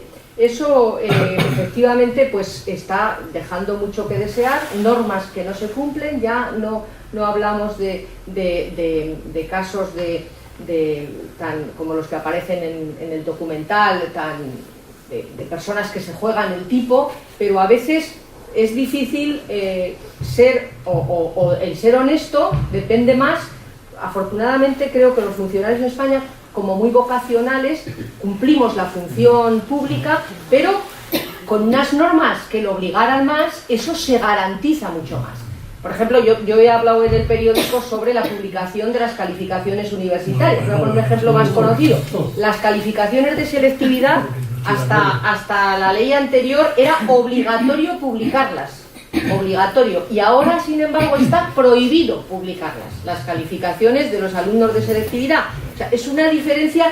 Por supuesto, yo, si voy a calificar exámenes de selectividad, seré a lo mejor igual de honrada, pero a mí me parece que es mejor que sea obligatorio publicarlas, y las de la universidad lo mismo. Es decir, son cuestiones que efectivamente hay que, y quién sabe qué normas son. Los propios funcionarios somos los que tenemos que reclamar el que haya normas que se cumplan y que sean normas eficaces y eficientes para lo que queremos. Y la última cuestión que quería señalar, y ya termino con esto, es el hecho que has mencionado también al final, y que estoy completamente de acuerdo. O sea, la función pública se ha intentado, esto en las elecciones anteriores, en el primer mandato del PP, se dijo muy claramente, decían que el PP no había dicho lo que quería hacer, quería adelgazar la función pública, y eso es lo que hizo, puso el 10% de reposición y todo ese sistema.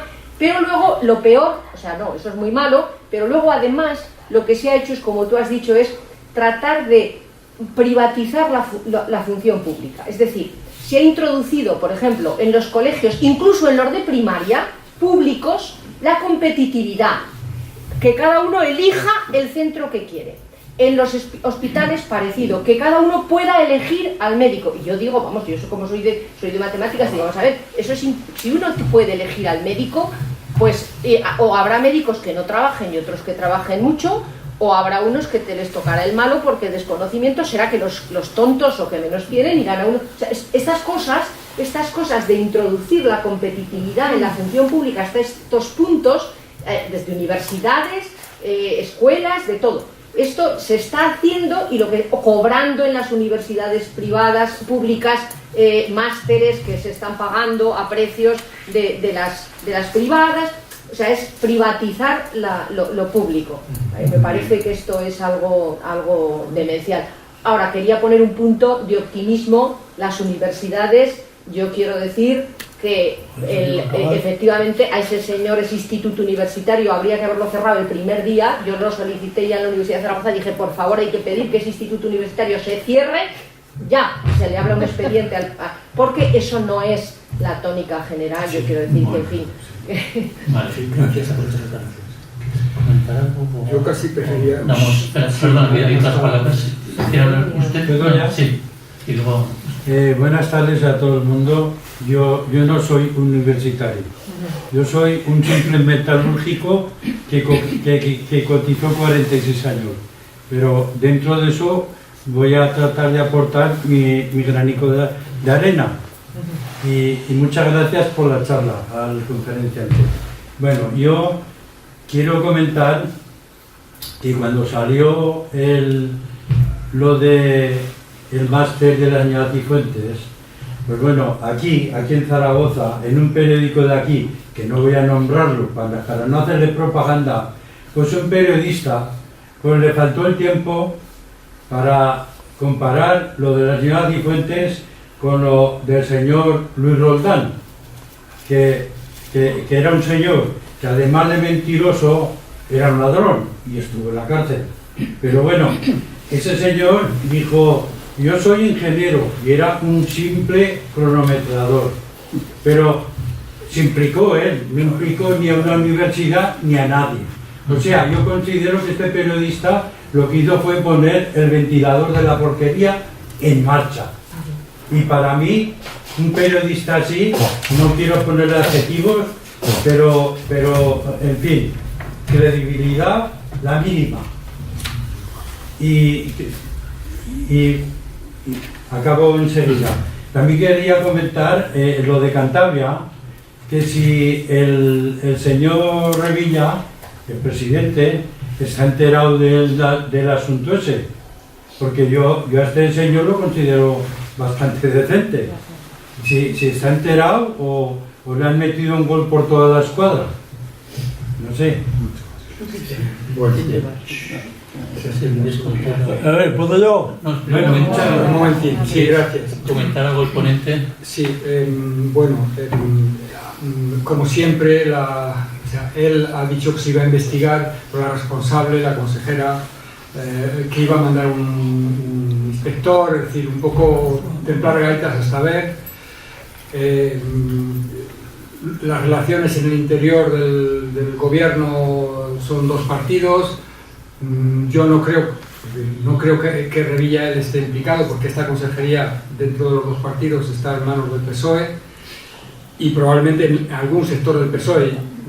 Yo, no puedo, ni los conozco ni voy a ir con más detalles, pero sé que este asunto entre algunos de los funcionarios ya se sabía, porque yo sí que quise contrastar para que no hubiera ventilador, como usted dice, y he podido tener algunos correos electrónicos de enero donde se constataban estas cosas. No creo que Revilla probablemente intervendrá, pero en fin, seguramente con guante de seda y no sé hasta qué, cómo estos elementos pueden irse un poco de las manos. Si están en coalición. Sí, y quería agradecer antes, Paz, de lo que has comentado, completamente de acuerdo cuando esto de la competitividad, el emprendedurismo y todo este asunto. Y yo creo que con relación a la universidad, efectivamente, hay que aclarar que este caso es un caso particular. Pero yo quería decir otra cosa, no con respecto a la universidad, sino con respecto a la academia. Tú has comentado cómo dentro de la educación, la competitividad dentro de los centros, pero en la propia función de la academia. Es decir, la doctrina neoliberal es la doctrina ortodoxa entre los departamentos de economía. Es decir, son personal preparado con presupuestos públicos que están elaborando unas legitimaciones y unas justificaciones que son verdaderamente un ataque al Estado. Entonces, a mí, como la economía, sigamos, hay economistas que son críticos y tal, pero ahora mismo lo que es el grueso de la economía está favoreciendo, o sea, igual que los teólogos medievales favorecían lo que sabemos, a mí me parece que los economistas neoliberales están favoreciendo esto. Y luego, ha habido un proceso, yo creo, muy claro en las ciencias sociales de tecnificación, es decir, la imitación de los modelos de funcionamiento de las ciencias duras hace que, por ejemplo, se hayan desentendido mucho de los temas del bienestar, de los temas del sufrimiento social, de las consecuencias que produce esto. Yo hablo hace mucho de crímenes económicos contra la humanidad. ¿Sí? El hambre que sufre mucha gente, que no solo estas personas que han tenido que irse de su trabajo, pero a mí me parece que la academia es la que imparte el estatus. Y finalmente, en el último punto de la pirámide de concesión de acreditaciones está la academia. Entonces, estamos justificando ese nivel de estatus porque hemos incorporado esa lógica de competitividad también en el interior. Y nuestros criterios también para mantener una carrera académica funcionan por eso. Y ahí la presión por los títulos. ¿Por qué la gente quiere acumular títulos? Puede ser también por estatus como antes, la titulitis, pero lo de ahora no es titulitis, es otra cosa. Tiene que ver con este elemento privatizador y con la colonización del imaginario managerial, me parece. Sí. ¿Había pedido usted la palabra? Bueno, enhorabuena porque Pues, Cuando deja su turno. filósofo comprometido y de los buenos. Yo tengo aquí, no sé si estará usted de acuerdo, en las 4 patas de una mesa de las causas de la desgraciada situación de la sociedad en que vivimos. Y son mentira, prisa, productividad y manipulación del idioma. Y en cuanto a la manipulación del idioma, quería yo hacer no sé si usted estará de acuerdo, en que antes se llamaba competencia, ahora es competitividad. Entonces, entiendo yo que hay en ese cambio, hay algo escondido. Y lo entiendo como una perversión. ¿Qué opina usted de todo esto? Bueno, pues yo creo que va en la dirección de lo que hemos comentado y lo que ha comentado antes Paz. Es decir, el lenguaje es como el termómetro de la sensibilidad social. Entonces, a medida que van apareciendo nuevos términos o se van cargando de sentido, lo que ya decía de los elementos que hay en la ONCE, es decir, meter el elemento emprendedurismo. Es decir, ¿cómo podemos justificar, o sea, cómo podemos hacer una valoración cuantitativa, completamente por elementos extractos? Yo, quiero decir, no estoy en contra de las nuevas tecnologías, no estoy proponiendo la vuelta al buen salvaje, no. Lo que estoy proponiendo es una cuestión que no he citado antes y que es crucial, es la relación entre fines y medios. O sea, ¿qué es lo que hace el artículo 135 de la Constitución? ¿Cuál es el criterio dominante? El de la disciplina fiscal. Pero no es desde siempre la economía, no tiene que tener una función de medio con relación al fin, que es el bien de la ciudadanía. Entonces, cuando damos la vuelta al lenguaje para introducir estos elementos, y luego, si miran ustedes, por ejemplo, lo que se nos difunde a través de la publicidad, ¿no? Que nos obligan a tener más que el vecino, o a poner la última sistema de seguridad o de alerta de no sé qué, ¿no? Todo esto es muy serio, incluso instituciones públicas, la publicidad de las instituciones públicas. Me ha preocupado durante un tiempo una cosa del organismo de loterías cuyo eslogan era "no tenemos sueños baratos". Quiero decir, y ahora escuchamos los restos y son verdaderamente el ejemplo de esta. Entonces yo creo que lo que usted comenta, es decir, la competencia es una cualidad que uno tiene y que tiene que ejercer también para un bien común. Fíjese, la competencia es una cualidad y lo acercamos al concepto de virtudes. Tiene que decir, la competitividad es un elemento de confrontación. Es decir, en la lógica neoliberal solo puede ganar uno. O sea, fíjense ustedes esto es el eslogan. ¿Cuánto es bastante? Es lucha, es guerra. ¿Cuánto es bastante? Nada es bastante. Es decir, si vemos el 1%, el tema del 1%, es decir, ¿cómo puede vivir? Se puede vivir con esta desigualdad. Bueno, para dejarles la voz a ustedes. Sí. Muchas gracias por su exposición. A mí me ha encantado la frase que ha expresado: no podemos ser lúcidos si somos engañados. Tiene mucho que ver con la manipulación del lenguaje, ¿no? Pero, claro, ¿cómo podemos ser lúcidos, efectivamente? ¿Cómo podemos ser críticos cómo podemos no dejar de manipularnos si no nos dicen la verdad, si nos engañan, ¿no? ¿Cómo saber si este Estado nos engaña? ¿Cómo poder exigir desde la función pública esta falta de ética, de verdad? ¿Qué podemos hacer, ¿no? Desde la función pública? ¿Cuál es su opinión? Pues muchas gracias, porque esto nos trae esto. Yo me lo he saltado por esto, pero hay dos cosas que tenía en las conclusiones. Y una era una propuesta de Gregorio Pérez Barba.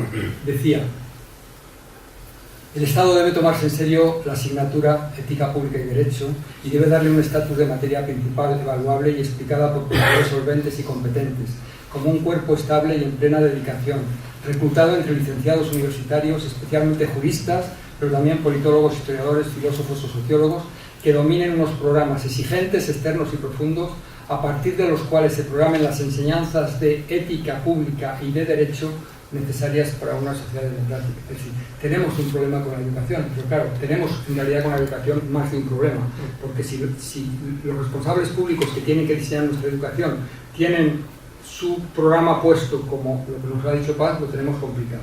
Y en segundo lugar, la educación hoy tiene menos peso como instrumento de socialización que ha tenido nunca, porque el factor de las redes y demás. Entonces, claro, eso sí que es una responsabilidad de cada cual. Al final, ¿cómo yo me aseguro para contrastar mis fuentes?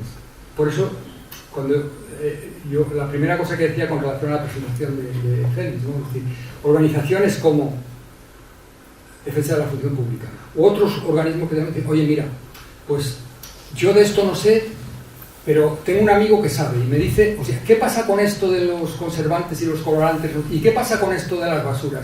¿Y qué pasa con esto del concurso público sobre no sé qué? ¿Y qué pasa con la recalificación de los...? Entonces, yo creo que el método es procurar afinar en las fuentes y también yo creo que ser exigentes, porque vamos a ver, el volver a ocupar un poco la plaza pública, porque si no, quienes las ocupan son pues estas personas que... Pero de alguna manera las herramientas que teníamos como que han dejado de funcionar y tenemos que utilizar otras. Así que yo no tengo una receta para darle. Sí, eso sí, por ejemplo, para prevenirse, antes les decía esta ética pública y derecho que proponía Pérez Barba, no solo no se introdujo esta asignatura, sino que se eliminó educación para la ciudadanía, por cierto, mientras se invoca tantas veces en vano el nombre de la Constitución cuando hay problemas territoriales. Y vamos a ver, la Constitución nos la podemos cargar porque hay una autonomía que es desleal, porque esto tampoco lo he tratado, ¿no? Porque nuestro sistema se llama el Estado de las Autonomías, pero de hecho lo que tenemos son las autonomías del Estado, y algunas autonomías del Estado son tan poderosas que quieren un Estado propio para sus autonomías, y es un problema de la arquitectura que enseñamos antes. Y otra asignatura que propone Andreu Missé, por ejemplo, es que los derechos fundamentales de los ciudadanos, especialmente los relacionados con la actividad financiera, formen parte de la enseñanza de las escuelas, institutos y universidades. ¿Quién nos enseña a nosotros hoy lo que tenemos que pensar en economía? Los bancos y los gestores de la NBA, es decir, los tiburones. ¿Y cómo podemos tener una educación para el bien colectivo si los que nos están dando el lenguaje con que leer la realidad son los defensores de los... Bueno, que además ni siquiera, ya saben, son los fondos de inversión que son los dueños de los grandes medios de comunicación. Entonces ahí sí que tenemos una dificultad y el Estado ha ido retirándose y por eso es importante también, yo creo, recuperar esa función del Estado, es decir, que del Estado y de lo público. Hace 3 semanas en Suiza ha habido un referéndum porque en Suiza tiene una televisión pública que la pagan por un canon. Entonces, la gente ha estado dispuesta a pagar ese dinero por tener la radio y televisión pública. Pues claro, ya lo sabemos, ¿no? A través de redes y demás. Sabemos que lo gratis es lo más caro, porque nos compran el alma. Me toca. Y yo también voy a ser muy corto. Primeramente, lo que quiero es felicitarle por la disertación que ha hecho, muy clara y además atrevida. Y ahora la pregunta es la siguiente: ¿qué tenemos que hacer los españoles para salir de tanta marranada política? Bueno, la pregunta es muy general, pero bueno, yo creo que todos lo saben. No tenemos una fórmula mágica para eso. Lo que tenemos que ir es conquistando espacios de honestidad en cada sitio. Quiero decir, en el ayuntamiento en el que usted vota podemos hacer una cosa. No, entonces nos morimos todo este... Sí, no llegamos a ver nada. Ya, las respuestas rápidas para los problemas complejos yo no se las sé dar. A ver, el señor conferenciante me la va a dar. ¿No? No, eso es lo que le digo. Quiero decir que ya sabemos, no sé cómo decirles, como si usted va al médico y le dice, oiga, ¿yo qué tengo que hacer para estar bien? Y le dirá, pues aliméntese usted bien, procure dormir, no beba demasiado. Quiero decir, estos elementos, la ética pública, pero claro, son elementos que influyen poco a poco. Entonces, no podemos ponernos de acuerdo los 13 o los 30.000 que estemos ahora y decir, mira, mañana por la mañana a las 9 vamos a resolverlo todo. En los temas políticos y sociales hay que hacerlo de otra manera, tener conciencia colectiva. Bueno, pues eso necesitaríamos otra charla para este asunto, ¿no? Pero yo creo que hacer un buen diagnóstico es la primera cosa que tenemos que hacer. No, pero es que estos políticos nos han metido en una pobreza asumible. Digo asumible porque a ellos les interesa, dice, que vayan viviendo y que vayan pagando los impuestos, que además son todos los impuestos actuales son todos abusivos y algunos hasta de atraco. Bueno, yo simplemente sobre esta cuestión creo que hay mucha literatura sobre cuáles son las políticas para fomentar una cultura de integridad, ¿no? Y creo que en esa línea es en la que hay que avanzar. Es decir, son diferentes elementos que hay que, normas, actitud cívica, instrumentos que permitan reforzar comportamientos de integridad y que permitan depurar los abusos. Pueden ser sanciones penales, pero pueden ser también mecanismos de prevención, ¿no? Yo creo que lo que tenemos que potenciar son los mecanismos de prevención, los que fortalecen el organismo para que se inmunice ante ataques puntuales. Y yo creo que en esa línea la profesionalización de la función pública es una de las más potentes vías de actuación para fortalecer el Estado de Derecho y para prevenir la corrupción. Es decir, cosa que casualmente nadie se toma en serio, ¿no? O sea, la profesionalización de la función pública es un tema que yo creo que la ciudadanía no valora suficientemente cuál sería su contribución al mejor clima moral de la sociedad, ¿no? No sé. Sí, yo creo que eso es fundamental y precisamente cuando tenemos una percepción de que ponemos el sentido del elemento privado, pues tenemos una desconfianza hacia estas cosas. Entonces, por eso tenemos que, yo creo, cambiar nuestra manera de ver las cosas. No hay manera, es decir, lo más llamativo, por ejemplo, de todos estos lugares en los que triunfan partidos de populistas o de alt-right o cosas por el estilo, es que los votan las personas que son perjudicadas por ellos. Es decir, han votado a Trump los que necesitan de los servicios sociales. Han votado por el Brexit los que tenían las subvenciones europeas en los sitios más, no sé qué. Es decir, claro, ¿cómo se produce eso? Obviamente porque en algún sitio hay una desconexión entre las causas y las consecuencias. Entonces, claro, ¿por qué no se reconoce el papel de la función pública? Porque tenemos esta mediación de ese esquema, de una cultura, yo creo, neoliberal, que dice que lo público, bueno, ¿qué hacemos con...? Hay a veces cosas que llaman la atención, ¿no? Yo a veces veo que, no sé si ustedes lo han notado también, en un aparcamiento de coches alguien ha vaciado un cenicero en el asfalto, ¿no? Esa idea de lo público, o sea, lo público como un vertedero. O sea, nos llevamos lo que vale y tiramos lo que no vale, ¿verdad? Esa concepción de lo público, por un lado, tiene que ver con acontecimientos que han pasado recientemente, otros vienen de más lejos, comparado por ejemplo con la cultura protestante, pero si lo llevamos a la tradición clásica, es decir, los clásicos de Montesquieu, Rousseau, etc., o sea, esta idea es fundamental. ¿Cómo nos hemos cargado esa noción que es el pie? Claro, para mantener esa idea de lo público y de lo común necesitamos una función pública fuerte, es decir, alguien que materialmente se haga cargo de defender esos presupuestos, porque obviamente los políticos son elegidos, pero quien queda, es decir, quien asegura esa prestación, quien asegura la continuidad, quien asegura también las sanciones, es decir, eso es la función. Tendríamos que convencernos verdaderamente de esto y, como ciudadanos, exigir lo que hace falta para fortalecerla, en términos cuantitativos y en términos cualitativos. En cualitativos, pues creando esas figuras y que se sienta protegido y amparado y que sepa que... Pero en eso, yo creo que eso es un camino que es muy importante que tenemos que hacer, y desde luego lo que Félix tendría que... y aquí la Asociación de Defensa de la Función Pública, de muchas cosas, pero como ciudadanos, o sea, como particulares, hace falta que nos cambiemos el chip y nos pongamos ahí, porque solo desde lo público nos van a defender de Zuckerberg y de los otros tiburones que el IBEX no va a sacarnos de nada. Bueno, también hay que apelar al conjunto de la ciudadanía, ¿no? Pero bueno, a mí me gustaría decir que distinguir función pública de funcionarios públicos, ¿no? Porque el valor de una institución no presupone necesariamente el valor de las personas que sirven a esa institución. Entonces, lo que hay que trabajar es en la remoralización interna, como decía de la cortina. Todas las profesiones se tienen que remoralizar, pero desde dentro, porque la moralización no se puede imponer. Entonces, yo creo que lo que hace falta es una relegitimación social de la función pública a través del compromiso de las personas que trabajan en ella. Lo que no puede ser es que tengamos como paradigma de la función pública que se llamaba la miseria burocrática, ¿no? Trabajar lo mínimo posible y tener el mejor sueldo posible y con el menor compromiso y molestia posible.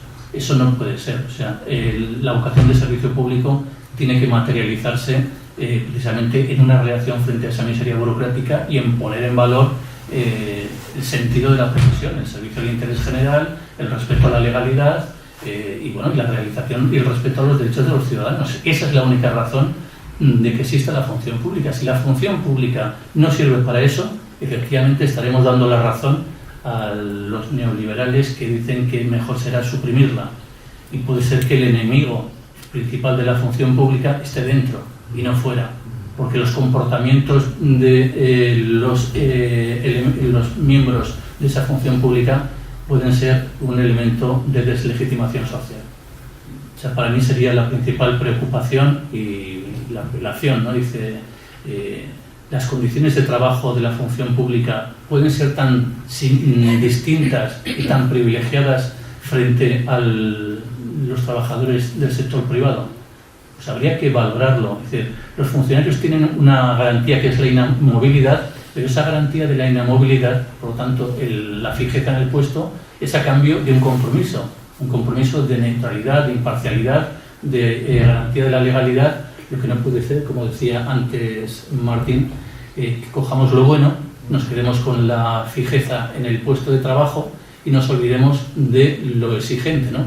La obligación de ajustarnos a la legalidad, de servir al interés general y por lo tanto no someternos a intereses privados o intereses corporativos y por lo tanto ganarnos esa legitimidad que es la que al final los ciudadanos van a valorar como diciendo estos señores tienen justificada su fijeza por la labor que desempeñan y por las condiciones en que tienen que desempeñarla. Lo que no puede ser es la fijeza y luego olvidarnos de que estamos sometidos a la legalidad y pensar que lo que debe primar es la obediencia a las direcciones políticas, respeten o no la legalidad, ¿no?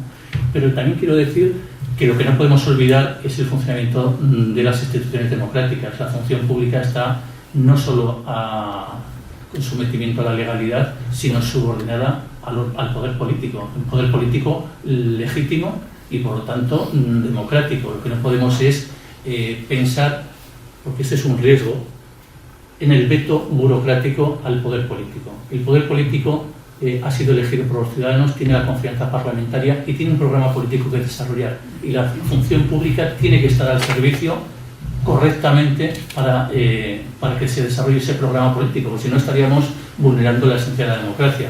Y de ahí yo creo que es la importancia y la dificultad de la función pública, porque la función pública tiene una doble exigencia. La exigencia de actuar como mecanismo instrumental del poder democrático del gobierno de cada momento, que han elegido los ciudadanos, pero a la vez con un sometimiento pleno a la legalidad y al derecho, y por lo tanto que tiene que corregir aquellas decisiones o aquellas órdenes que da el poder político legítimo, pero que contravienen la legalidad. Y en ese difícil equilibrio es en el que se tiene que mover la función pública.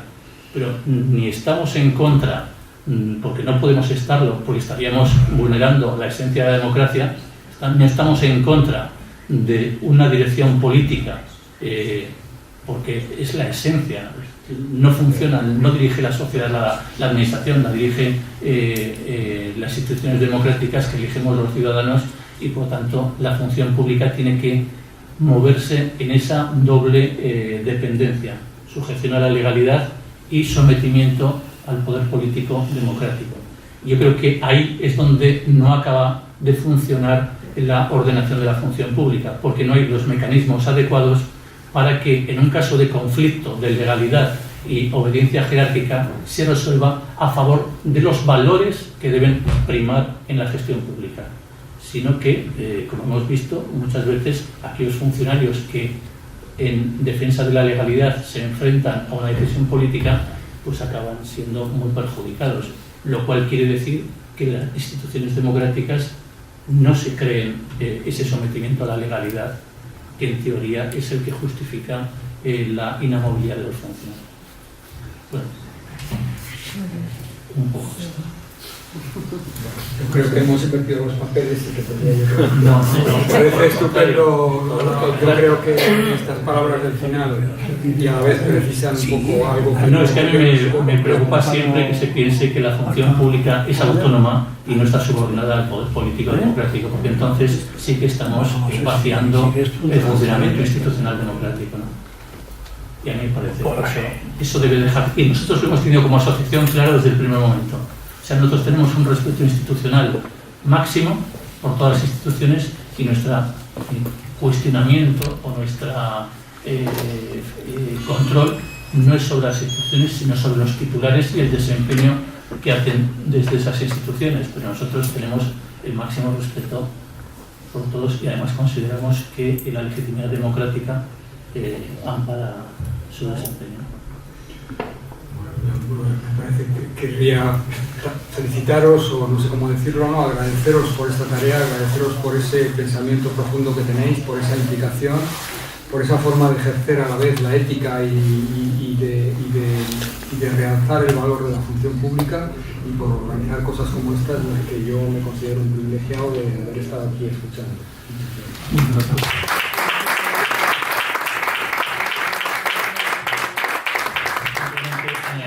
Privilegiados hemos sido nosotros por contar con tu exposición, con tu presencia, y que esperamos que tener alguna ocasión más de contar con ella. Muchas gracias a todos por...